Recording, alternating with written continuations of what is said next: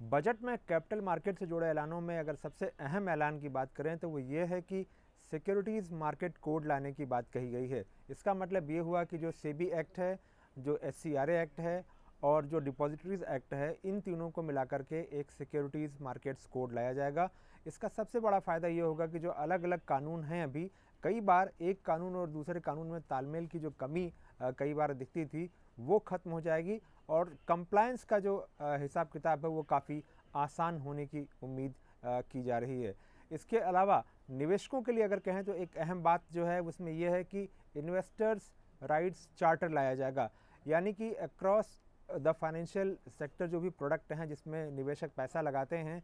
उन सभी में निवेशकों के क्या क्या अधिकार होंगे ये भी पूरा डिफाइन किया जाएगा। इसका बड़ा फ़ायदा ये होगा कि जो इन्वेस्टर्स के इंटरेस्ट हैं वो प्रोटेक्टेड होंगे और निवेशक अपने अधिकारों को बेहतर तरीके से समझ सकेंगे और ये जो कई बार मिस सेलिंग या दूसरी जो किस्म की घटनाएं होती हैं, शायद उन पर जो है रोक लगाने में आसानी होगी।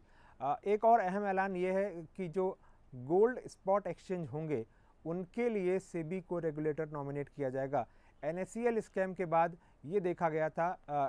एनएससीएल स्कैम के बाद इस तरह की घटनाओं को रोकने के लिए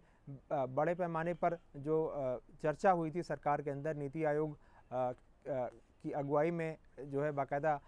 एक सुझाव भी दिया गया था और उस सुझाव को अमल में लाते हुए जो है गोल्ड स्पॉट एक्सचेंज के लिए सेबी को रेगुलेटर नॉमिनेट करने का आज ऐलान किया गया है। बॉन्ड मार्केट एक अहम जो है हिस्सा है सिक्योरिटीज़ मार्केट का, उसके लिए ये व्यवस्था की जा रही है कि परमानेंटली वहाँ पर लिक्विडिटी बनी रहे।